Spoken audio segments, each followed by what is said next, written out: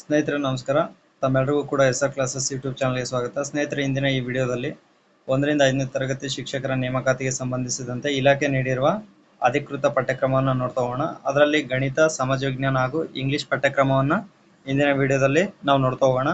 ಕಳೆದ ವಿಡಿಯೋದಲ್ಲಿ ಸಾಮಾನ್ಯ ಜ್ಞಾನ, ಕನ್ನಡ ಮತ್ತು ಶೈಕ್ಷಣಿಕ ಮನೋವಿಜ್ಞಾನದ ಪಠ್ಯಕ್ರಮವನ್ನು ನೀಡಲಾಗಿದೆ. ಯಾರು ಆ ವಿಡಿಯೋ ನೋಡಿಲ್ಲ, ದಯವಿಟ್ಟು ಆ ವಿಡಿಯೋ ಮತ್ತೊಮ್ಮೆ ನೋಡಿಕೊಂಡು ಒಂದು ಕಡೆ ಸಿಲೆಬಸ್ನ ಕಾಪಿ ಮಾಡ್ಕೊಳ್ಳೋದು ಬೆಟರ್ ಅಂತೇಳಿ ನನ್ನ ಒಂದು ಅಭಿಪ್ರಾಯ. ಈಗ ನಾವು ಪಠ್ಯಕ್ರಮಕ್ಕೆ ಹೋಗೋಣ. ಮೊದಲನೇದಾಗಿ 1ರಿಂದ 5ನೇ ತರಗತಿ ಮ್ಯಾಥಮೆಟಿಕ್ಸ್ ಗಣಿತಕ್ಕೆ ಸಂಬಂಧಿಸಿದಂತೆ ಮೊದಲ ಚಾಪ್ಟರ್ ಬಂದ್ಬಿಟ್ಟು ಸಂಖ್ಯಾ ಪದ್ಧತಿ. ಈ ಒಂದು ಸಂಖ್ಯಾ ಪದ್ಧತಿಯಲ್ಲಿ ಏನೆಲ್ಲ ಅಂಶಗಳು ಬರ್ಬೋದು ಅಂತಂದರೆ, ನಂಬರ್ ಸಿಸ್ಟಮ್ ಅಲ್ಲಿ ಸ್ಥಾನ ಬೆಲೆ ಬರ್ಬೋದು, ವಿಸ್ತೃತ ರೂಪಗಳು, ಅದರ ಜೊತೆಗೆ ಮೂಲ ಕ್ರಿಯೆಗಳು, ಸರಳೀಕರಣ, ಸ್ವಾಭಾವಿಕ, ಪೂರ್ಣಾಂಕ, ಅಪೂರ್ಣಾಂಕ, ಭಾಗಲಬ್ಧ, ಅಭಾಗಲಬ್ಧ ಮತ್ತು ನೈಜ ಸಂಖ್ಯೆಗಳ ಬಗ್ಗೆ ಈ ಒಂದು ಸಂಖ್ಯಾ ಪದ್ಧತಿಯಲ್ಲಿ ಪ್ರಶ್ನೆಗಳು ಬರೋ ಸಾಧ್ಯತೆ ಇರುತ್ತೆ.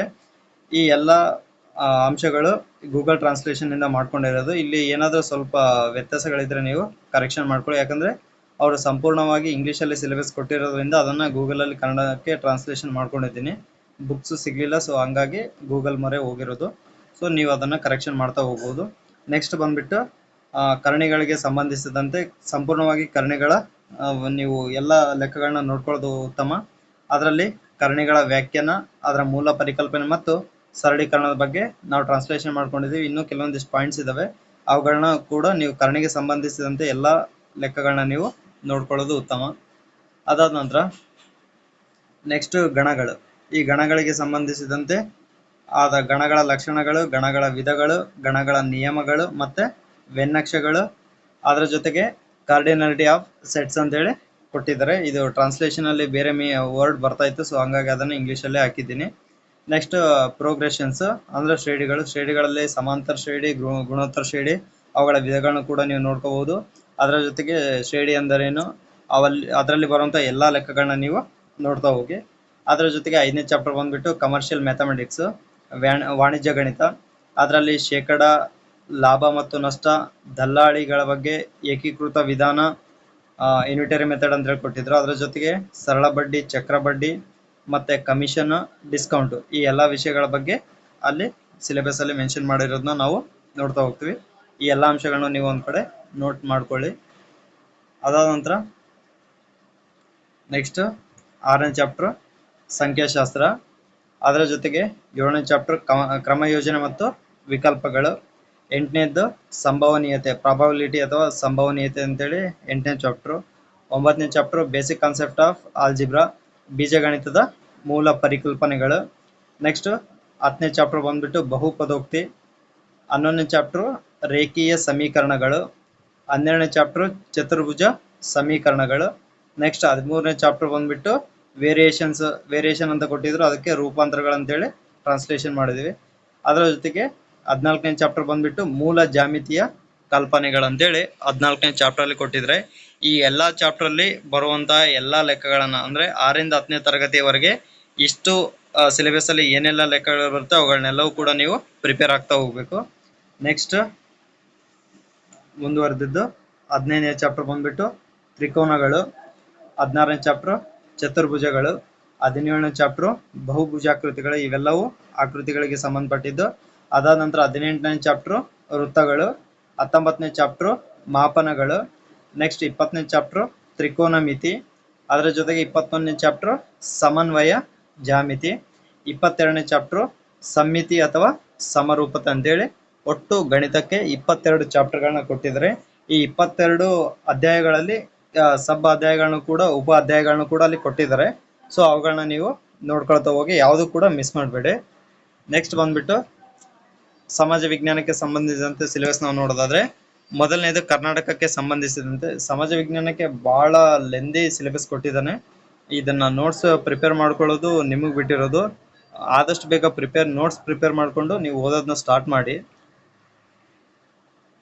ಕರ್ನಾಟಕಕ್ಕೆ ಸಂಬಂಧಿಸಿದಂತೆ ಕರ್ನಾಟಕದ ಆಡಳಿತಾತ್ಮಕ ವಿಭಾಗಗಳು, ಕರ್ನಾಟಕದ ತಾಲೂಕುಗಳು ಮತ್ತೆ ಪ್ರೇಕ್ಷಣೀಯ ಸ್ಥಳಗಳು, ಭೌಗೋಳಿಕ ಸನ್ನಿವೇಶಗಳು, ವಾಯುಗುಣ, ಆಹಾರ ಮತ್ತು ವಾಣಿಜ್ಯ ಬೆಳೆಗಳು, ನದಿಗಳು, ಕೈಗಾರಿಕೆಗಳು, ಕರ್ನಾಟಕದ ಸಂಸ್ಕೃತಿ ಬಗ್ಗೆ ಫಸ್ಟ್ ಚಾಪ್ಟರ್ ಅಲ್ಲಿ ಕೊಟ್ಟಿದ್ದಾರೆ. ಅದು ಕರ್ನಾಟಕದ ಒಂದು ಬೇಸಿಕ್ ಅಂಶಗಳನ್ನ ನಾವಲ್ಲಿ ನೋಡ್ಬೋದು. ಇದಕ್ಕೆ 6ನೇ ತರಗತಿ ಪಠ್ಯ ಪುಸ್ತಕ ನೀವು ರೆಫರ್ ಮಾಡಬಹುದು ಈ ಎಲ್ಲ ಅಂಶಗಳಿಗೆ. ನೆಕ್ಸ್ಟ್ ಕರ್ನಾಟಕದ ಪಾಳೆಯಗಾರರು ಮತ್ತು ನಾಯಕರು ಪಾಠಕ್ಕೆ ಸಂಬಂಧಿಸಿದಂತೆ ಕೊಟ್ಟಿದ್ದಾರೆ 2ನೇ ಅಧ್ಯಾಯ. ಅದರಲ್ಲಿ ಕೆಳದಿ ನಾಯಕರು, ಚಿತ್ರದುರ್ಗ ಮತ್ತು ಯಲಹಂಕ ನಾಯಕರುಗಳು ನಾವು ಇಲ್ಲಿ ನೋಡ್ತಾ ಹೋಗ್ತೀವಿ. ಅದಕ್ಕೆ ಸಂಬಂಧಿಸಿದಂತೆ ನೀವು ಹೈ ಲೆವೆಲ್ ಬುಕ್ಸ್ ಓದೋ ಅವಶ್ಯಕತೆ ಇಲ್ಲ. ಮಿನಿಮಮ್ 6 to 10th ಬುಕ್ಸ್ ಅಲ್ಲಿ ಈ ಎಲ್ಲ ಅಂಶಗಳನ್ನ ಕವರ್ ಮಾಡ್ಕೋಬಹುದು. ನೆಕ್ಸ್ಟ್ ಪ್ರಾಚೀನ ನಾಗರಿಕತೆಗಳು, ಇದು ಕೂಡ ಸಿಂಧು ಮತ್ತು ವೇದಗಳ ನಾಗರಿಕತೆಯಿಂದ ಬಂದಿದೆ.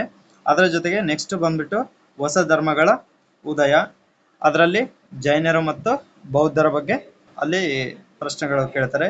ನೆಕ್ಸ್ಟ್ ಮಹಾಜನಪದಗಳು, 5ನೇ ಅಧ್ಯಾಯ ಮಹಾಜನಪದಗಳ ಬಗ್ಗೆ ಕೊಟ್ಟಿದ್ರೆ, ಅದರ ಜೊತೆಗೆ ಗಣರಾಜ್ಯಗಳು ಅಂತೇಳಿ ಮೆನ್ಷನ್ ಮಾಡಿದ್ರೆ. ನೆಕ್ಸ್ಟ್ 6ನೇ ಅಧ್ಯಾಯ ಬಂದ್ಬಿಟ್ಟು ಮೌರ್ಯರು. ಇಲ್ಲಿ ಸ್ಪೆಸಿಫಿಕ್ ಆಗಿ ಇಂಥದ್ದೇ ಓದ್ಬೇಕಂತೇಳಿ ಅವ್ರು ಹೇಳಿದ್ರೆ, ಚಂದ್ರಗುಪ್ತ ಮೌರ್ಯನ ಬಗ್ಗೆ ಓದ್ಬೇಕು, ಅಶೋಕನ ಬಗ್ಗೆ ಓದ್ಬೇಕು, ಅದರ ಜೊತೆಗೆ ಮೌರ್ಯರ ಆಡಳಿತ ಪದ್ಧತಿ, ವಾಸ್ತು ಮತ್ತು ಮೂರ್ತಿ ಶಿಲ್ಪ ಅಂತೇಳಿ ಅಲ್ಲಿ ಕೊಟ್ಟಿದ್ರೆ ಇವುಗಳ ಬಗ್ಗೆ ಜಾಸ್ತಿ ಫೋಕಸ್ ಮಾಡಬೇಕು. ಬಟ್ ಎಲ್ಲ ಮೌರ್ಯರಿಗೆ ಸಂಬಂಧಿಸಿದಂತೆ ಎಲ್ಲ ಅಂಶಗಳನ್ನ ಓದ್ಬೇಕು. ಇಲ್ಲಿ ಕೊಟ್ಟಿರೋ ಅಂಶಗಳ ಬಗ್ಗೆ ನೀವು ಜಾಸ್ತಿ ಫೋಕಸ್ ಮಾಡಬೇಕು. ನೆಕ್ಸ್ಟ್ ಕುಶಾಣರಿಗೆ ಸಂಬಂಧಿಸಿದಂತೆ 7ನೇ ಅಧ್ಯಾಯ, ಅದರಲ್ಲಿ ಕನಿಷ್ಕ ಕೊಟ್ಟಿದ್ರೆ, ಕನಿಷ್ಕನ ಜೊತೆಗೆ ಕಲೆ ಮತ್ತು ವಾಸ್ತುಶಿಲ್ಪ, ಕುಶಾಣರ ಕಲೆ ಮತ್ತು ವಾಸ್ತುಶಿಲ್ಪ ಸಾಹಿತ್ಯದ ಬಗ್ಗೆ ಅಲ್ಲಿ ಅವರು ಕೊಟ್ಟಿದ್ದಾರೆ. ನೆಕ್ಸ್ಟ್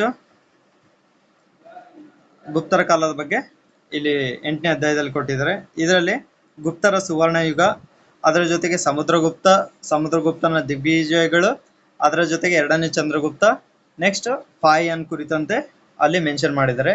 9ನೇ ಅಧ್ಯಾಯದಲ್ಲಿ ಇದನ್ನ ಸಪರೇಟ್ ಆಗಿ ಕೊಟ್ಟಿದ್ದಾರೆ. 9ನೇ ಅಧ್ಯಾಯ ಗುಪ್ತರ ಯುಗದ ಸಾಧನೆಗಳು, ಏನೆಲ್ಲ ಸಾಧನೆಗಳು, ಸಂಸ್ಕೃತ ಸಾಹಿತ್ಯ, ದೇವಾಲಯಗಳ ವಾಸ್ತುಶಿಲ್ಪ, ಸ್ತೂಪ ಮತ್ತು ಚೈತ್ಯಾಲಯಗಳು, ಚಿತ್ರಕಲೆ, ವಿಜ್ಞಾನ, ಗಣಿತ ಮತ್ತು ಖಗೋಳಶಾಸ್ತ್ರ, ಲೋಹ ವಿಜ್ಞಾನ, ಆಯುರ್ವೇದ, ಈ ಎಲ್ಲ ಅಂಶಗಳ ಬಗ್ಗೆ ಗುಪ್ತರ ಒಂದು ಸಾಧನೆಗಳಲ್ಲಿ ನೋಡಬಹುದು.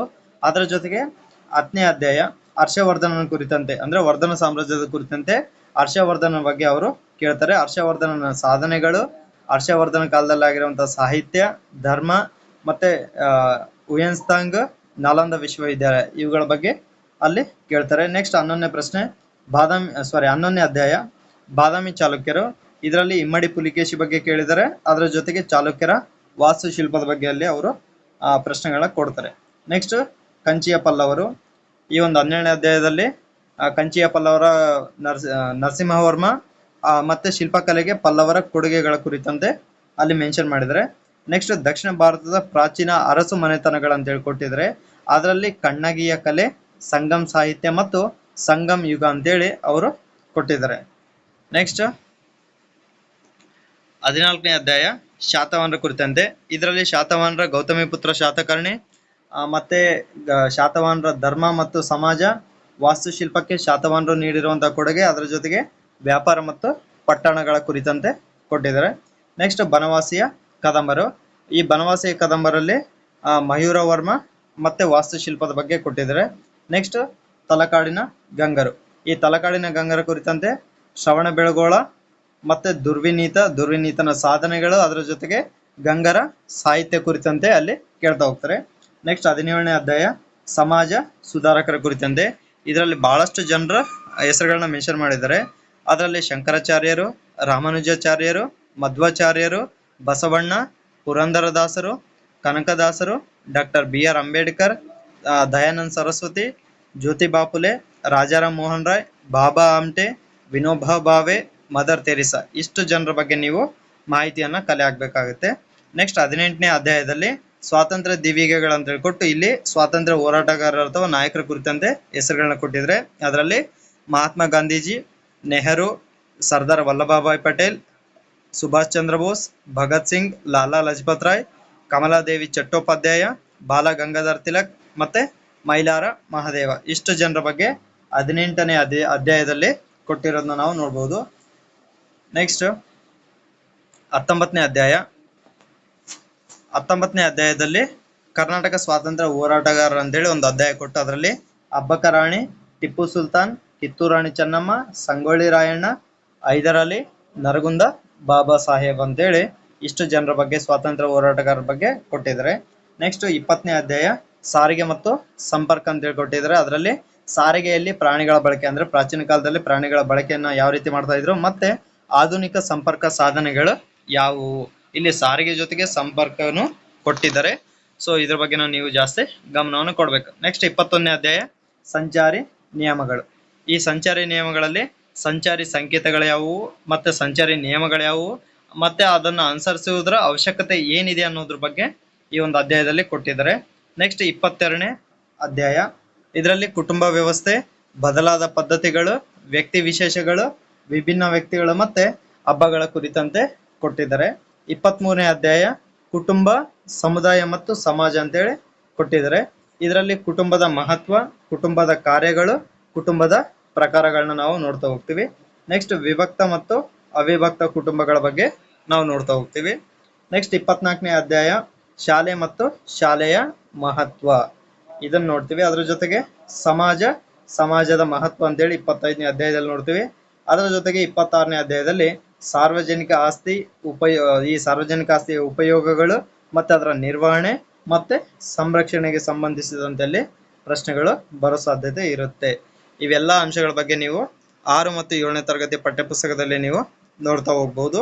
ಅದರ ಜೊತೆಗೆ ಹೆಚ್ಚಿನ ಮಾಹಿತಿಗಾಗಿ ನೀವು 7, 8, 9, 10 ಪುಸ್ತಕಗಳು, ಅದರ ಜೊತೆಗೆ ಇನ್ನೂ ಮಾಹಿತಿ ಬೇಕು ಅಂತ ನಂಗಿದ್ರೆ PU ಬುಕ್ ರೆಫರ್ ಮಾಡ್ಬೋದು. ಅದಕ್ಕೂ ಮೀರಿ ದೊಡ್ಡ ದೊಡ್ಡ ಪುಸ್ತಕಗಳನ್ನ ಓದೋ ಅವಶ್ಯಕತೆ ಇಲ್ಲ. ನಾವು GPTಗಾದ್ರೆ 6 to 10th ಬುಕ್ಸ್ ಅಷ್ಟೇ ಓದ್ತೀವಿ. ಇದು ಸ್ವಲ್ಪ ಲೋವರ್ ಸೆಕ್ಷನ್ ಇರೋದ್ರಿಂದ 4th ಇಂದ ನೀವು ತಗೋಬೇಕಾಗುತ್ತೆ ಸೈನ್ಸ್ಗೆಲ್ಲ. ಸೊ ಹಾಗಾಗಿ ಅಲ್ಲಿ 4th ಸ್ಟ್ಯಾಂಡರ್ಡ್ ಇಂದ ನೀವು EVS books, 5th EVS book ನೋಡ್ಬೇಕಾಗುತ್ತೆ. ಅದಾದ ನಂತರ 6 to 10th ಎಲ್ಲ ಬುಕ್ಸ್ ಓದೋದು ಬೆಟರ್. ನೆಕ್ಸ್ಟ್ ಸಾಮಾಜಿಕ ಮತ್ತು ಆರ್ಥಿಕ ಪ್ರಗತಿಯತ್ತ ಅಂತೇಳಿ ಒಂದು ಅಧ್ಯಾಯ ಕೊಟ್ಟಿದ್ದಾರೆ. ಅದರಲ್ಲಿ ಜಾತೀಯತೆ, ಕೋಮುವಾದ, ಅನಕ್ಷರತೆ, ಮಕ್ಕಳ ಹಕ್ಕುಗಳು, ಬಾಲಕಾರ್ಮಿಕ ಪಿಡುಗು, ಮಹಿಳೆಯರ ಸಮಸ್ಯೆಗಳು, ಬಡತನ, ಆರ್ಥಿಕ ಸಮಸ್ಯೆಗಳು ಮತ್ತೆ ಮಿತಿಮೀರಿದ ಜನಸಂಖ್ಯೆ, ಇಷ್ಟು ಅಂಶಗಳನ್ನ ಅಲ್ಲಿ ಸಾಮಾಜಿಕ ಮತ್ತು ಆರ್ಥಿಕ ಪ್ರಗತಿಯತ್ತ ಅನ್ನೋ ಅಧ್ಯಾಯದಿಂದ ಕೊಟ್ಟಿದ್ದಾರೆ. ನೆಕ್ಸ್ಟ್ 28ನೇ ಅಧ್ಯಾಯ ಪೌರ ಮತ್ತು ಪೌರತ್ವ. ಈ ಪೌರ ಮತ್ತು ಪೌರತ್ವದ ಅರ್ಥ, ಉತ್ತಮ ಪೌರನ ಲಕ್ಷಣಗಳೇನು ಅನ್ನೋದ್ರ ಬಗ್ಗೆ ಕೊಟ್ಟಿದ್ದಾರೆ. ನೆಕ್ಸ್ಟ್ 29ನೇ ಅಧ್ಯಾಯ ಪ್ರಜಾಪ್ರಭುತ್ವ. ಈ ಪ್ರಜಾಪ್ರಭುತ್ವದ ಅರ್ಥ, ಮಹತ್ವ, ಚುನಾವಣೆಗಳು, ಮತದಾನದ ಮಹತ್ವ ಮತ್ತು ಚುನಾವಣಾ ಪ್ರಕ್ರಿಯೆಗಳ ಕುರಿತಂತೆ ಅಲ್ಲಿ ಪ್ರಶ್ನೆ ಬರುತ್ತೆ.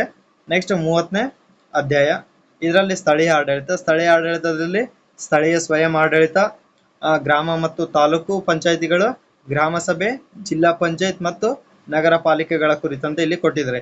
ಇಲ್ಲಿ ಜಿಲ್ಲಾ ಪಂಚಾಯತ್ನ ರಚನೆ, ಜಿಲ್ಲಾ ಪಂಚಾಯತ್ನ ಕಾರ್ಯಗಳು, ಇವೆಲ್ಲ ಅಂಶಗಳು ಬರ್ತಾ ಹೋಗುತ್ತೆ. ನಗರ ಪಾಲಿಕೆಗಳು ಮತ್ತೆ ಅಲ್ಲಿ ಸದಸ್ಯರಾಗಿರ್ಬೋದು, ಅದರ ರಚನೆ ಮತ್ತು ಕಾರ್ಯಗಳ ಬಗ್ಗೆ ಅಲ್ಲಿ ಕೊಡ್ತಾ ಹೋಗ್ತಾರೆ. ನೆಕ್ಸ್ಟ್ 31ನೇ ಅಧ್ಯಾಯ ಭೂಮಿ ನಮ್ಮ ಮಾತೃಗ್ರಹ ಅಂತೇಳಿ ಕೊಟ್ಟಿದ್ರೆ, ಇಲ್ಲಿಂದ ಜಿಯೋಗ್ರಫಿ ಸ್ಟಾರ್ಟ್ ಆಗುತ್ತೆ. ಇದರಲ್ಲಿ ಸೂರ್ಯನ ಪರಿವಾರದ ಬಗ್ಗೆ ಕೊಟ್ಟಿದ್ರೆ, ಭೂಮಿಯ ಆಕಾರ, ಗಾತ್ರ, ಅದರ ಜೊತೆ ಚಂದ್ರ, ಗ್ರಹಣಗಳು, ಭೂಮಿ ಮತ್ತು ಅದರ ಚಲನೆ, ಪ್ರಮುಖ ಅಕ್ಷಾಂಶಗಳು ಮತ್ತು ವಾಯುಗುಣ ವಲಯಗಳ ಬಗ್ಗೆ ಇಲ್ಲಿ ಕೊಡ್ತಾ ಹೋಗಿದ್ದಾರೆ. ಇದರ ಜೊತೆಗೆ ಆಕಾಶದಲ್ಲಿ ಬರುವಂತಹ ಆಕಾಶಕಾಯಗಳು, ಗ್ಯಾಲಕ್ಸಿ, ಬೇರೆ ಬೇರೆ ಎಲ್ಲಾ ಅಂಶಗಳು ಈ ಒಂದು ಚಾಪ್ಟರ್ ಇಂದ ಬರೋ ಸಾಧ್ಯತೆ ಇರುತ್ತೆ. ನೆಕ್ಸ್ಟ್ 32ನೇ ಅಧ್ಯಾಯ, ಇದರಲ್ಲಿ ಭೌಗೋಳಿಕ ನಿರ್ದೇಶಕಗಳು. ಈ ಭೌಗೋಳಿಕ ನಿರ್ದೇಶಕಗಳ ಅರ್ಥ ಮತ್ತು ಉಪಯೋಗಗಳು, ಅದರ ಜೊತೆಗೆ ಅಕ್ಷಾಂಶಗಳೆಂದ್ರೇನು, ರೇಖಾಂಶಗಳೆಂದ್ರೇನು ಮತ್ತೆ ಈ ವೇಳೆಗಳ ಕುರಿತಂತೆ ಅಲ್ಲಿ ಕೇಳ್ತಾ ಹೋಗ್ತಾರೆ. ನೆಕ್ಸ್ಟ್ ಕಾಲ ವಲಯಗಳು ಅಥವಾ ವೇಳಾ ವಲಯಗಳು ಅಂತ ಕರಿತಾ ಹೋಗ್ತೀವಿ. ಅದರಲ್ಲಿ ಅಂತಾರಾಷ್ಟ್ರೀಯ ದಿನಾಂಕ ರೇಖೆ ಬಗ್ಗೆ ನಾವು ನೋಡ್ತಾ ಹೋಗ್ತೀವಿ. ನೆಕ್ಸ್ಟ್ 34ನೇ ಅಧ್ಯಾಯ ಗ್ಲೋಬ್ ಮತ್ತು ನಕಾಶೆಗಳು. ಈ ಗ್ಲೋಬ್ ಮತ್ತು ನಕಾಶೆಗಳಿಗೆ ಸಂಬಂಧಿಸಿದಂತೆ ಅವುಗಳ ಉಪಯೋಗ ಏನು, ಅವುಗಳನ್ನ ಯಾವ ರೀತಿ ಬಳಸ್ತೀವಿ, ಅವೆಲ್ಲ ಪ್ರಶ್ನೆಗಳಲ್ಲಿ ಬರೋ ಸಾಧ್ಯತೆ ಇರುತ್ತೆ. ಅದರ ಜೊತೆಗೆ 35ನೇ ಪ್ರಶ್ನೆ ನಕ್ಷೆಗಳ ಮೂಲಾಂಶಗಳು. ಅಂದ್ರೆ ನಕ್ಷೆಗಳಲ್ಲಿ ನಾವು ಏನೆಲ್ಲ ಅಂಶಗಳನ್ನ ಸೂಚಿಸ್ತೀವಿ, ಅಂದ್ರೆ ಯಾವ ಗುರುತು ಏನನ್ನ ಸೂಚನೆ ಮಾಡ್ತಾ ಹೋಗುತ್ತೆ ಅಂತೇಳಿ ಮೂಲಾಂಶಗಳ ಬಗ್ಗೆ ಅಲ್ಲಿ ಕೇಳ್ತಾ ಹೋಗ್ತಾರೆ. ನೆಕ್ಸ್ಟ್ ಭೌಗೋಳಿಕ ಸಂಕೇತಗಳು. ಇದರಲ್ಲಿ ನಕಾಶೆಯನ್ನ ನಕಾಶೆಯನ್ನ ಯಾವ ರೀತಿ ಓದ್ತಾರೆ ಅನ್ನೋದ್ರ ಬಗ್ಗೆ ಕೊಡ್ತಾ ಹೋಗ್ತಾರೆ. 37ನೇ ಅಧ್ಯಾಯ ಭೂಸ್ವರೂಪಗಳು. ಅದರಲ್ಲಿ ಭೂಸ್ವರೂಪಗಳು ಮತ್ತು ಸ್ವಾಭಾವಿಕ ಪ್ರದೇಶ. ಅದರಲ್ಲಿ ಪರ್ವತಗಳು, ಪ್ರಸ್ಥಭೂಮಿಗಳು, ಮೈದಾನಗಳು, ಮರುಭೂಮಿಗಳು, ದ್ವೀಪಗಳು, ಪ್ರಪಂಚದ ಮಹತ್ವದ ಸ್ವಾಭಾವಿಕ ಪ್ರದೇಶಗಳು, ಇವುಗಳ ಬಗ್ಗೆ ಅಲ್ಲಿ ಪ್ರಶ್ನೆಗಳನ್ನ ಕೇಳ್ತಾ ಹೋಗ್ತಾರೆ. ನೆಕ್ಸ್ಟ್ 38ನೇ ಅಧ್ಯಾಯ ಭಾರತದ ಪ್ರಾಕೃತಿಕ ವಿಭಾಗಗಳು. ನೆಕ್ಸ್ಟ್ 39ನೇದು ಕರ್ನಾಟಕದ ಭೌಗೋಳಿಕ ಸನ್ನಿವೇಶಗಳು. ಇಷ್ಟು ಅಂಶಗಳು ಸಮಾಜ ವಿಜ್ಞಾನದಿಂದ ಬರ್ತಾ ಹೋಗುತ್ತೆ. ಸೊ ಇಲ್ಲಿ ಲೆಂದಿ ಸಿಲೆಬಸ್ ಇರೋದ್ರಿಂದ ನೀವು ಈಗಿಂದನೇ ಓದೋದನ್ನ ಸ್ಟಾರ್ಟ್ ಮಾಡಿ. ಫಸ್ಟ್ ಇದು ಸಿಲೆಬಸ್ನ ಒಂದು ಕಡೆ ಬರ್ಕೊಳ್ಳಿ. ಬರ್ಕೊಂಡು ನೀವು ಒಂದೊಂದು ಚಾಪ್ಟರ್ ನೀವು ಮುಗಿಸ್ತಾ ಹೋದ್ರೆ ನೋಟಿಫಿಕೇಶನ್ ಆಗೋದ್ರಲ್ಲೇ ನೀವು ಒಂದು ಹಂತಕ್ಕೆ ಬರೋ ಸಾಧ್ಯತೆ ಇರುತ್ತೆ. ಇಲ್ಲಾಂದ್ರೆ ಮುಂದೆ ಬಹಳಷ್ಟು ಕಷ್ಟ ಆಗುತ್ತೆ. ನೋಟಿಫಿಕೇಶನ್ ಆದ್ಮೇಲೆ ಓದ್ತೀವಿ, ಇಲ್ಲ ಹಾಲ್ ಟಿಕೆಟ್ ಬಿಟ್ಟ ಮೇಲೆ ನಾವು ಓದ್ತೀವಿ ಅನ್ನೋಂಗಿದ್ರೆ ಅದು ನಿಮ್ಮ ಆಲೋಚನೆಗಳಿಗೆ ಬಿಟ್ಟಿರೋದು. ಸೊ ನಮ್ಮ ಅಭಿಪ್ರಾಯ ನೋಟಿಫಿಕೇಶನ್ ಆದಷ್ಟು ಬೇಗನೆ ಆಗೋ ಸಾಧ್ಯತೆ ಇರುತ್ತೆ. ಸೊ ಹಾಗಾಗಿ ನೀವು ಈಗಿಂದನೇ ಓದೋದು ಸ್ಟಾರ್ಟ್ ಮಾಡಿದ್ರೆ ಬೆಟ್ರ್. ಯಾಕಂದ್ರೆ ಒಂದು ಅವಕಾಶ ತಪ್ಪಿತ್ತಂದ್ರೆ ಅದನ್ನ ಪಡೆದುಕೊಳ್ಳಿಕ್ಕೆ ಬಹಳಷ್ಟು ಶ್ರಮ ಪಡ್ಬೇಕಾಗತ್ತೆ. ಕಳೆದೋದ ನಂತರ ನೀವು ಬಹಳ ಯೋಚನೆ ಮಾಡೋ ಪರಿಸ್ಥಿತಿ ಬರ್ಬೋದು.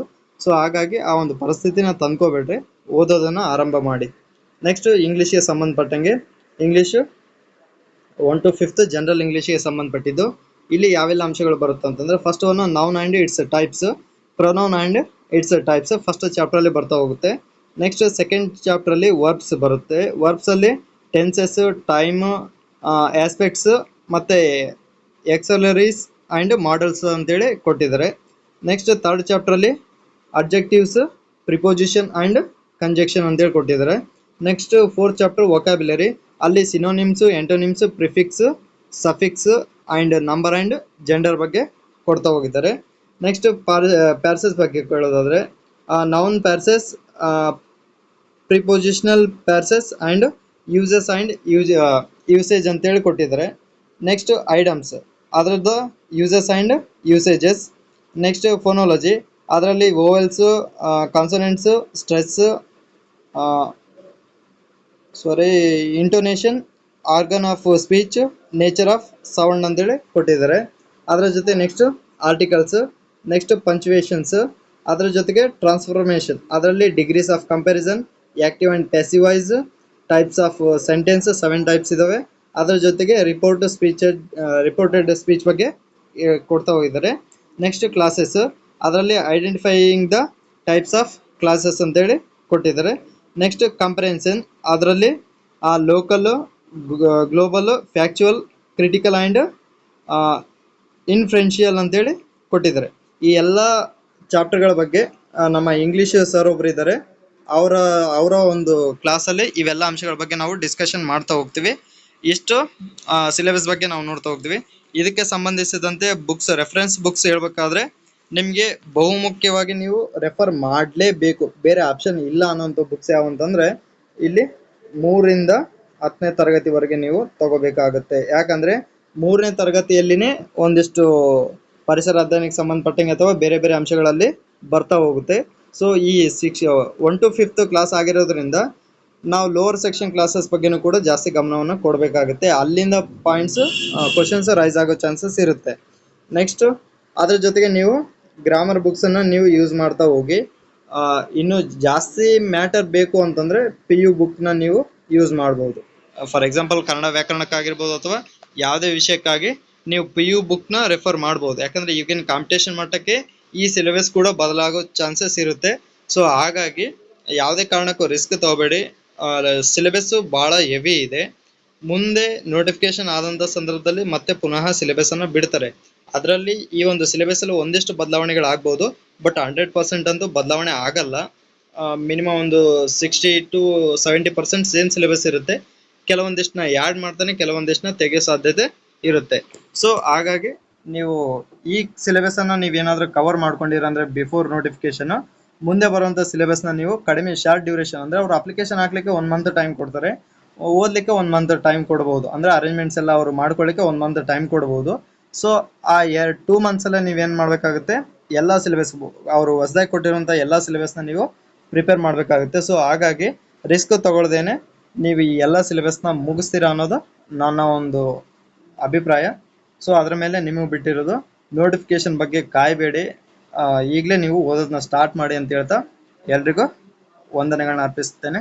ಜೈ ಹಿಂದ್.